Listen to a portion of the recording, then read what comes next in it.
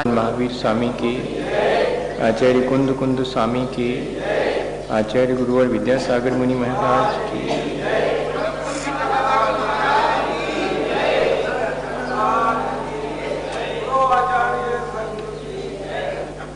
हम सभी लोग भगवान जिनेंद्र की भक्ति का स्वरूप समझ रहे हैं और साथ ही हमारी कोशिश ये भी है कि हम उनके जैसे गुणों को प्राप्त करने के लिए प्रयत्न करें, भावना भाएं। जो भी सीखा जाए वो यदि हम अपने आचरण में उतार लें तो वो जो सीखा हुआ है वो सार्थक हो जाता है। शिक्षा के बारे में विनोबा भावे का कहना था कि हम पढ़ कर के सीखते हैं वह अधूरा है, हम जो करके सीखते हैं वो पूरा है। हम भगवान की पूजा घर बैठ करके पढ़ लें या कि मंदिर में भगवान के सामने आकर उनकी पूजा करें, तो दोनों में अंतर कुछ समझ में आता है कि नहीं? आता तो है, क्योंकि घर में वैसा वातावरण नहीं है, वहां वीतरागता के स्मरण का उपाय ही नहीं है। वहां हम कितनी भी बढ़िया से पूजा पढ़ लेवें, लेकिन वह वीतराग छवि बहुत प्रयत्न करने पर हमारे स्मरण में आएगी। और जहां मंदिर में भगवान की वीतराग छवि सम्मुख है और वहां बैठ के हम भगवान जिनेंद्र की पूजा भक्ति करें तो वहां हमारे परिणामों में और वीतरागता आसानी से आएगी। अब थोड़ा और आगे बढ़ें। अगर भगवान की पूजा करने के बाद उनकी वह वीतराग छवि हमेशा के लिए हमारे मन में बस जाए तो फिर हम जहां भी रहें हमारे कार्य में वह जो भगवान के गुण हैं, भगवान की जो वीतरागता है, वो उनका जो स्वरूप है, वो हमेशा बने रहने से हमारा जीवन हम बुराइयों से बचाकर और अच्छाइयों की तरफ आसानी से ले जा सकते हैं। तो इसलिए एक तरफ जहां हमें वाह्य में भगवान की वीतराग छवि का दर्शन करना जरूरी है, वहीं हमें भगवान की उस वीतराग छवि से प्रेरणा लेकर के अपने जीवन में भी वीतरागता लानी चाहिए। ये अपन ने पिछले दिनों इस बात पर विचार किया था। वादिराज महाराज किस तरह से भक्ति करके और अपने जीवन को निर्मल बनाते हैं, उनसे हम प्रेरणा ले रहे हैं कि हम भी उनके जैसी ही भक्ति कर सकें। एक ही भाव स्तोत्र बहुत प्रसिद्ध नहीं है भक्तांबर स्तोत्र की तरह, लेकिन वह भी भगवान जिनेंद्र की स्तुति है। उसको हम पढ़ें और उसको हम सीखें तो लगेगा कि हाँ, सचमुच भक्ति इस तरह से की जानी चाहिए जिससे कि हमारे आत्मा का उत्थान हो। अभी तो हम भक्ति जो करते हैं वो हमारे बाह्य सुख सुविधा के निमित्त से कई बार करते हैं, लेकिन अगर उसे ही हम थोड़ा और आगे बढ़ा दें कि हम अपने आत्म संतोष, आत्म तृप्ति कहें या कि आत्म सुख के लिए या अपने आत्म विकास के लिए, अपने उस वीतराग स्वरूप को पाने के लिए हम भक्ति कर रहे हैं, तो ऐसी भक्ति भी हमारे जीवन को बहुत अच्छा बना सकती है, ऊंचा उठा सकती है। भगवान जिनेंद्र की भक्ति में दो बातें बहुत अनिवार्य हैं। हमारी जितनी उनके गुणों के प्रति रुचि होगी, जितनी हमारी उनके गुणों को प्राप्त करने की भावना प्रबल होगी और जितनी हमारी तल्लीनता होगी, ये दोनों चीजें अगर सध जाती हैं तो हमें उस भक्ति के द्वारा बहुत शीघ्रता से लाभ मिलता है। एक तरफ हमारी भावना है कि हम भगवान के जैसे गुणों को प्राप्त करें, बहुत प्रबल भावना है, इतनी प्रबल भावना है जैसे कि किसी की नाक थोड़ी देर को दबा दी जावे तो सांस लेना मुश्किल हो जाता, तो फिर 1 मिनट दबाने के बाद छोड़ दी जाए और उससे पूछा जाए कि तुम्हें अभी इस समय किस चीज की बहुत इच्छा थी, तो वो कहेगा कि बस एक थोड़ी सी सांस लेने का समय मिल जाए, इतनी इच्छा थी, और दुनिया की चीजों की कहते और किसी की नहीं थी। अब बताइएगा, वैसे रोज सांस लेते हैं लेकिन कभी भी ये ध्यान नहीं रहता कि सांस लेना इतना कीमती है, लेकिन जिस समय सांस अवरुद्ध हो जाए उस समय मालूम पड़ता है कि कितनी कीमती है। ऐसे ही हमारे मन में जब बहुत प्रबल आकांक्षा उत्पन्न हो कि अब तो संसार के दुख जो है वो हमसे सहे नहीं जाते, हमें तो जैसे भगवान ने उस सुख को प्राप्त किया है, आत्म सुख को, उसको पाने की ललक हमारे भीतर उत्पन्न हो गई। तो एक प्रबल इच्छा हमारे भीतर, वीतरागता के दर्शन करने से, वीतराग भगवान की स्तुति करने से भावना प्रबल होती है। और फिर एकाग्रता उसके साथ में अगर बनी रहे तो दोनों चीजें मिल करके और बहुत बड़ा हमारे भीतर परिवर्तन कर सकती हैं। आचार्य वादिराज महाराज तो ये कह रहे हैं कि जिन क्षणों में मैं भगवान आपकी स्तुति कर रहा हूं उन क्षणों में तो मैं देह का मुझे भान ही नहीं रहा। प्रादुर्भूत स्थिर पद सुख त्वाम अनुध्यायतो में त्वय्ये वाहम सहिति मतिर उत्पद्यते निर्विकल्प मिथ्यै वेयम तदपि तनुते तृप्तिमभ्रेष रूपाम दोषात्मानो बहुमत फलास्तत् प्रसादात् भवन्ति। भगवान प्रादुर्भूत स्थिर पद सुख, ऐसे आप जिन्होंने की अपने उस आत्म सुख को, शाश्वत सुख को प्राप्त कर लिया है, ऐसे आपके दर्शन करने से, आपकी स्तुति वंदना और भक्ति करने से ऐसा मन में भाव, ऐसी मन में बुद्धि उत्पन्न होती है कि आप समान ही मैं भी हूं। बताइए, इतनी तल्लीनता हो गई कि जैसे भगवान में ही हम समा गए, या कि मानो भगवान ही हमारे भीतर समा गए। यह जो प्रक्रिया है वो बहुत स्थूल नहीं है, बहुत सूक्ष्म प्रक्रिया है। ऐसा नहीं है कि कोई भगवान आकर के हमारे हृदय में बैठ गए या कि हम जाकर के भगवान में समा गए। ये बहुत स्थूल सा लगता है, पर देखा जाए तो भगवान की जो वीतरागता है वो जिन क्षणों में हमारे भीतर आ जाती है तो समझो कि हम भगवान में समा गए या कि भगवान हमारे भीतर आ गए। वीतरागता आ गई तो भगवान आ गए। इसलिए उस भक्ति के समय कह रहे हैं कि ऐसा जान पड़ रहा है, इतनी तल्लीनता हो गई भगवान की, मुझे लगता है कि जैसे आप हैं सो ही मैं हूं। जैसे कि बूंद समुद्र में गिरे तो बूंद का क्या अस्तित्व रहता है, देखा जाए तो बूंद खो गई ऐसा मालूम पड़ता, लेकिन विचार करें तो वो समुद्र हो गई बूंद, अब वो समुद्र का ही एक हिस्सा हो गया। ऐसे ही हम अपने बाह्य राग द्वेष मोह इत्यादि को जिन क्षणों में छोड़ देते हैं उन क्षणों में हम अपने स्वरूप में समा जाते हैं। वो जो स्वरूप में समाना है वही तो भगवान में समाना है। ऐसी एकाग्रता जो है भगवान की भक्ति के समय आ जावे, थोड़ी देर को आती है, आती तो होगी, जब बहुत तल्लीनता हो जाती है तब ऐसा ही लगने लगता कि अरे यही तो मेरा भी स्वरूप था जैसा भगवान का है, मैं कहाँ इस संसार के प्रपंच में पड़ करके और अपने हाथ से दुख उठा रहा हूं, ऐसा मन में भाव आने लगता। लेकिन फिर कह रहे कि मिथ्यै वेयम, हालांकि भगवान आपसे काके में झूठी है जब बात बिल्कुल, अरे कौन हम आपके जैसे हो गए, मगर लगने लगता है आपके दर्शन करने से ऐसा।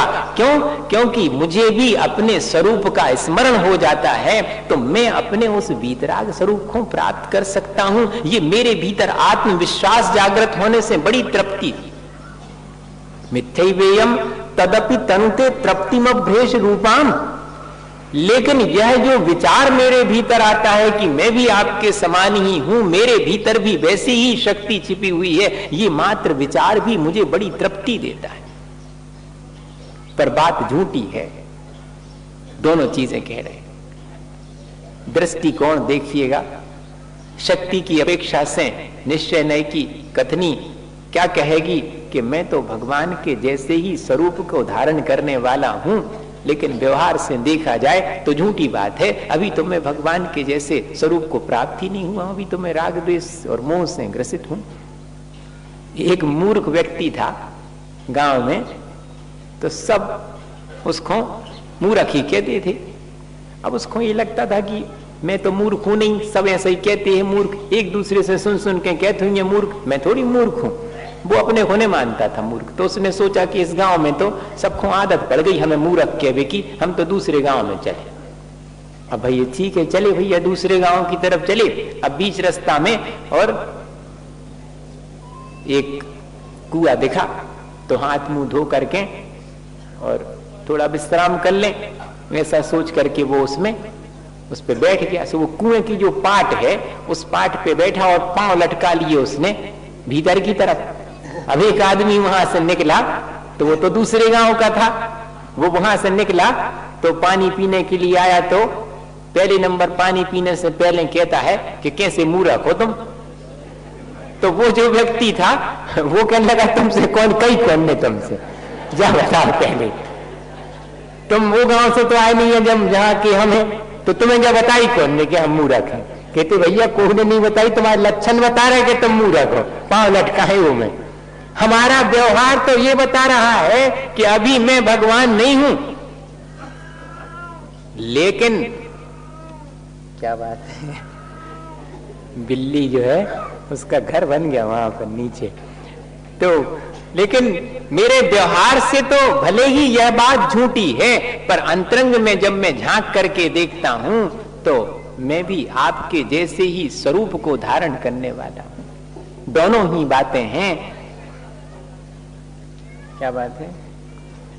तो इस तरह अगर अपन विचार करें तो जब हम भगवान की भक्ति करें तो क्या देखें, हम अपने स्वरूप की तरफ देखें, और अपने स्वरूप का स्मरण करने से हमारे मन में बड़ा संतोष मिलता है। जैसे अपनी भूली हुई चीज को मिल जाने पर हमें सुख होता है, ऐसे ही भगवान की भक्ति करने पर हमें अपने भूले हुए स्वरूप का स्मरण हो जाने पर सुख होना चाहिए। लेकिन हमें इस भ्रम में भी नहीं रहना चाहिए कि हम वैसे ही हो गए।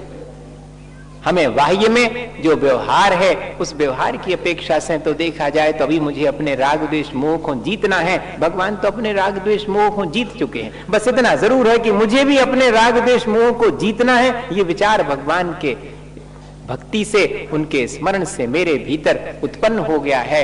और फिर कहते कि तृप्तिम भ्रेष रूपाम, सो ठीक है भगवान, दोषात मानो बहुमत फलास्तत् प्रसादात भवंती। आपकी प्रशंसा तो इसी बात में है कि कोई कितना भी पाप से लिप्त होवे, कितना भी पतित होवे, लेकिन आपके चरण सानिध्य में आकर के उसे पावन होने का अवसर मिल जाता है। उसको अपनी पावनता का स्मरण आ जाने पर वो अपनी मलिनताओं को हटाने लगता है और अपने आप ही पावन हो जाता है। आप थोड़ा उसे पावन करते हैं, वो तो आपके चरण सानिध्य में अपने आप ही अपने पतित होने के कारणों को कोई छोड़ देवे तो पावन होने में देर कितनी लगनी है।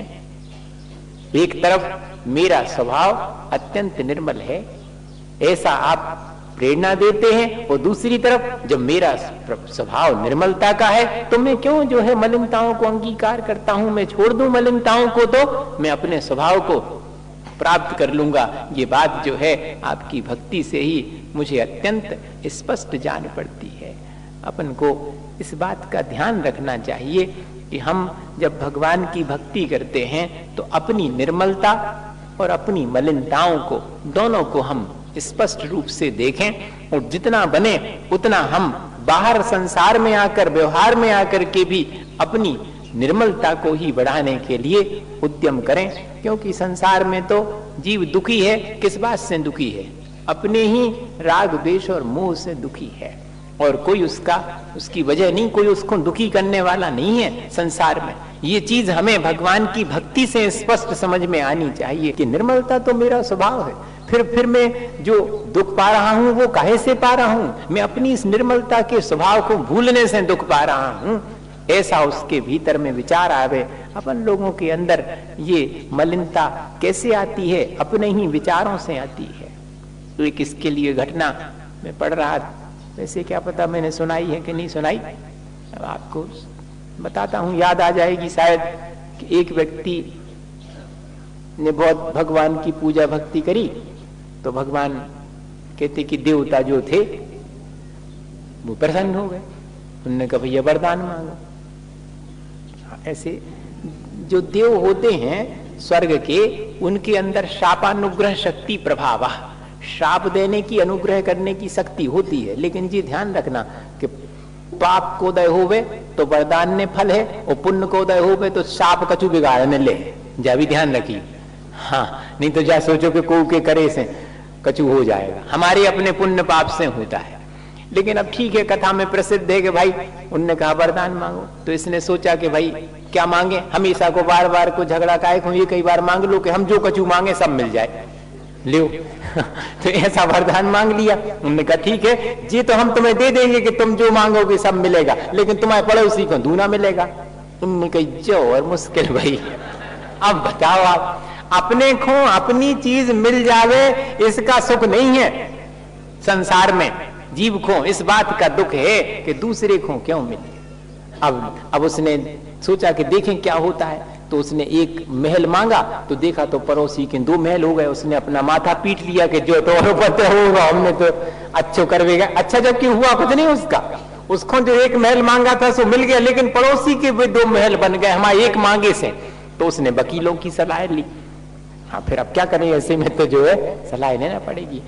तो वकीलों ने सलाह दी कि देखो ऐसा करो, तुम तो अब की बार मांगो कि एक कुआं हमारे घर के सामने खुद जाए। तो उसने कहा इससे क्या होगा, कि ले मांगो। तो मांग लिया उसने कि एक कुआं खुद जाए। तो देखा पड़ोसी के 2 खुद गए।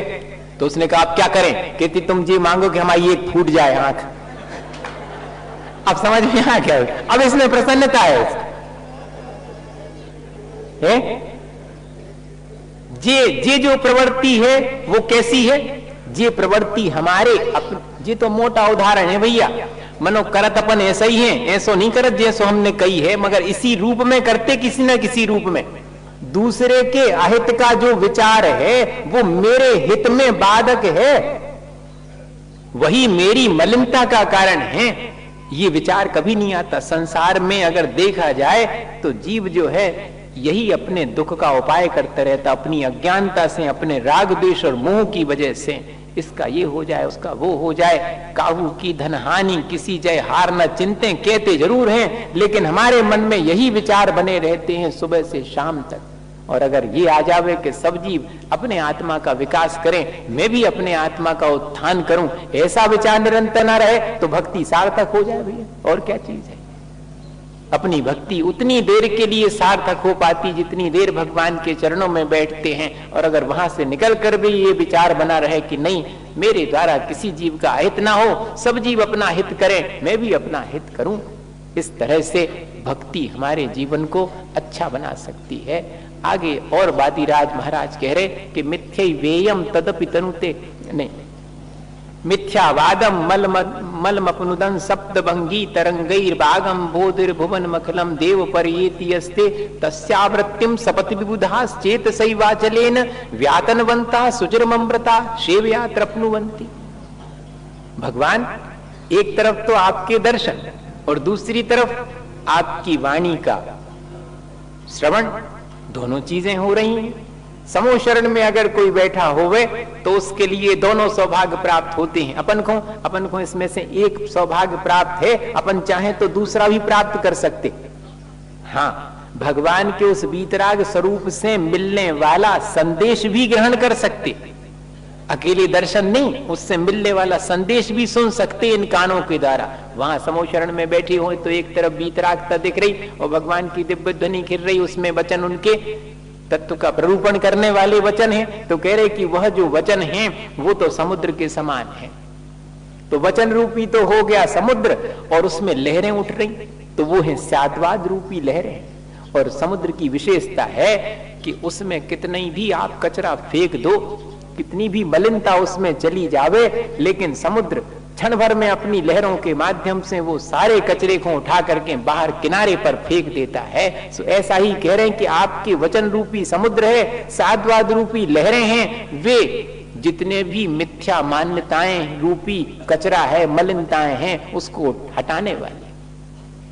लोगों के भीतर ये जो भ्रांति हो गई है कि तपस्या करने वाले ये जो तपस्वी हैं, साधु जन हैं, इनके तो देह इत्यादि अत्यंत मलिन होती है, जैसा कि अभी सेठ कह के गए हैं। सो ऐसा जो मिथ्या फैल रहा है, वाद, मिथ्या जो बातें फैल रही हैं, वे सब आपके वचन के माध्यम से अपने आप शांत हो जाती हैं। ऐसा वादिराज महाराज भक्ति करते हुए विचार कर रहे हैं कि आपके वचन रूपी समुद्र है मानो, और उसमें साधवाद रूपी लहरें उठने से ये जो भ्रांतियां हैं नाना प्रकार की हमारे मन में 363 विभिन्न मान्यताएं हैं जो संसार में भटकाने वाली हैं, वे सब हट जाती हैं। इतना ही नहीं, एक कथा प्रसिद्ध है संसार में कि समुद्र मंथन से अमृत प्राप्त किया था देवताओं ने, जब असुर की लड़ाई हुई थी। अब जब असुर की भई थी कि न भई थी, मनो अपने भीतर तो रोज चलते रहते, अच्छाई और बुराई की लड़ाई रोज चलती रहती है। अब देखो उस अच्छाई और बुराई की जो लड़ाई है उससे जीतने के लिए क्या करें? तो उससे जीतने का उपाय कह रहे कि उस अगर वचन रूपी समुद्र का मंथन करे, कोई मंथन करे अर्थात अभ्यास करे। अब उसमें मथानी डाल करके सुमेरु पर्वत को मथानी बना लेवे और फिर उसको डाले, ये तो बहुत स्थूल सी बातें हैं। वास्तव में क्या कहना चाह रहे कि उस वचन रूपी समुद्र का कोई मंथन करे अर्थात उसका अभ्यास करे, तो क्या प्राप्त होगा? उससे अमृत प्राप्त होगा, अर्थात जन्म मरण से मुक्त हो सकता है। पीयूष है विषय शौक विरेचना है, पीते सुशीघ्र मिटती चिर वेदना है, भाई जरा जनन रोग निवारती है, संजीवनी सुख करी जिन भारती है। ये आचार्य महाराज की 4 पंक्तियां हैं कि ज्ञान वास्तव में कैसा हो, यह भगवान की वाणी कैसी है? कहते पीयूष के समान है, अमृत के समान है, जिसके पीने से हम जन्म मरण की व्याधि से मुक्त हो जाते हैं। तो भगवान के दर्शन कर रहे और उनके स्वरूप का चिंतन कर रहे, उनने हमारे लिए जो वाणी कही है, जो वचन कह रहे हैं, उसका अभ्यास करें। उन आत्म तत्व इत्यादि जो 7 तत्व कहे हैं, आत्म तत्व को आदि लेकर के उन 7 प्रयोजनभूत तत्वों का उस समय पर हम स्मरण कर रहे हैं कि हाँ वास्तव में मेरे आत्मा का स्वरूप तो ऐसा ही है जैसा भगवान का है। तो वह विचार भी हमारे लिए निर्मल बनाने में कारण बनता है। भगवान की वाणी के अनुसार अगर अपना जीवन बना ले में तो क्या क्या बात नहीं है भैया। भगवान के दर्शन करके उनके जैसे बनने की प्रेरणा लेवे और उनकी वाणी से और उनके बताए हुए मार्ग पर चल करके हम चाहें तो उनके जैसे बन सकते हैं। कितना आसान उपाय है। एक तरफ दर्शन है, समूह शरण में इसीलिए बहुत आसानी से जीव अपना कल्याण कर लेते कि एक तरफ तो स्वरूप दिखाई पड़ रहा, दूसरी तरफ उपदेश मिल रहा है कि करो, तुम भी कर सकते हो। ये दोनों चीजें आज इसीलिए अपन मंदिर को समूह शरण जैसा मान के प्रवेश करते हैं कि हाँ वही साक्षात मानो वेदी पर भगवान बैठे हैं और उनकी दिव्य ध्वनि खिल रही है, हम उनके गुणगान कर रहे हैं। पूजाएं भी हमने ऐसी बनाई जिनमें कि भगवान के द्वारा दिया गया उपदेश अपन स्वयं बोलते हैं कि फिर मैंने दीपक को जो संसार में है उसी को ही रोशनी मान ली और अपने केवल ज्ञान रूपी दीपक को मुझे प्राप्त करना है। ये दीप तो बहुत थोड़ी देर में बुझ जाएगा, मैं तो प्राप्त करना चाहता हूँ केवल ज्ञान रूपी ज्योति जो कभी नहीं बुझेगी। ऐसी पूजाओं में अपन क्यों पढ़ते हैं? इसी दृष्टि से पढ़ते कि उपदेश भी साथ में मिल रहा और वीतराग भगवान का दर्शन भी साथ में हो रहा, दोनों चीजें। और उपदेश तो इतना ही है भैया भगवान का कि अपने हित के साथ साथ प्राणी मात्र के हित का हमारे भीतर में विचार हो, इतना ही भगवान का उपदेश है। सब जीवों के कल्याण की जो भावना है वास्तव में वही सब धर्मों का उपदेश है। एक छोटी सी घटना सुना करके यहीं तक अपनी बात रखता हूं। क्या हुआ, एक बार छुट्टी का दिन था, अब बच्चों ने सोचा कि क्या किया जाए, तो 2 बच्चे थे, उनकी अपनी अपनी साइकिल से वो चले जा रहे थे। उनने सोचा अपन दौड़ते हैं, साइकिल की दौड़ करते हैं, जो जीत जाएगा उसको इनाम मिलेगा। ठीक है भाई। अब दोनों ने अपनी तेजी से साइकिल चलाई, उतने में ही बहुत जोर से कोई बच्चों की माँ ने आवाज दी कि अरे बच्चों देखो तो, तुम लोग जरा जल्दी से साइकिल दौड़ा करके उसको बचा लो। क्या हुआ था कि छोटा सा बच्चा, जैसे 2-3 साल के बच्चे को वो जो बच्चों की गाड़ी नहीं होती जिसमें बिठा लेते हैं और फिर बाद में माँ या कि भाई कोई भी उसको पीछे से धक्का देके चलाते चले जाते हैं, तो वो एक और छोटा सा तो बच्चा और उसकी गाड़ी को चलाने वाला भी एक छोटा सा बच्चा। अब वो जब ढलान आई तो उससे गाड़ी नहीं संभली, उसके हाथ से गाड़ी छूट गई और गाड़ी तो उस बच्चे को लेकर के ढलान में और नीचे चली जा रही है। अब माँ चिल्ला रही है कि बच्चों देखो तुम अपनी साइकिल से और जाकर के उस बच्चे को चाहो तो बचा सकते हो। उसमें से एक ने क्या सोचा, अरे वाह हम हार जाएंगे, अगर हम इसको बचाने में लग जाएंगे तो हमें जहां तक पहुंचना है दौड़ में। भैया कहानी तो कहानी है, सबके समझ में आ गई हुई है? और दूसरे ने क्या सोचा, लेकिन अपन भी तो संसार के 5 इंद्रिय और मन के विश्वों में दौड़ रहे और दूसरे को बचावे कि लाने कहूं कछु करत हैं। दूसरे के हित की लाने, अपने हित की लाने करते कुछ कभी के नहीं, कि उसी में लगे रहते गोरख धंधे में सुबह से शाम तक। जी है वो तो कहानी हूं मैं, तो अच्छा लगे कि हाँ बहुत अच्छा करो, लड़का ने पीठ थपथपा दो वो की। दूसरे बच्चे ने क्या किया, उसने फौरन जैसे ही आवाज सुनी और देखा कि हाँ सचमुच विपत्ति में है, एक तरफ छोड़ी अपनी प्रतियोगिता, एक तरफ छोड़ा अपना जीतना हारना, और फौरन जाकर के जो है आगे निकल करके और उसको पकड़ लिया। उस जाती हुई खाली गाड़ी जिसमें बच्चा बैठा हुआ था, बताइए कौन जीता? कोई भी कह देगा कि भले ही वो दौड़ में नहीं जीता लेकिन प्राण बचा लिया। कोई भी कह देगा कि भले ही वो दौड़ में नहीं जीता लेकिन प्राण बचा लिया तो जीत गए। भाई ऐसा ही तो उपदेश भगवान का है, और इससे अतिरिक्त क्या है? हम अपने जीवन में भक्ति करते समय ये भावना भाएं कि हमारे द्वारा सब जीवों का जो है उपकार हो, सब जीवों के उपकार में ही हम हैं, उसके हित में ही हम कारण बने, हम उसके अहित में कारण न बने। इतना ही तो उपदेश था भगवान का। वही उनकी वीतरागता को प्राप्त करने के लिए पहली सीढ़ी है। जब तक अहिंसा और दया इत्यादि का जो उपदेश है वो हमारे जीवन में नहीं आएगा, तब तक हम भगवान की भक्ति कितनी भी बाह्य में करते रहें, वो भक्ति हमारे लिए उतनी लाभकारी नहीं होगी। भगवान की भक्ति तो उनके जैसे वीतराग बनने के लिए और अपने और प्राणी मात्र के कल्याण की भावना के लिए है। इसी भावना के साथ अपन भक्ति करके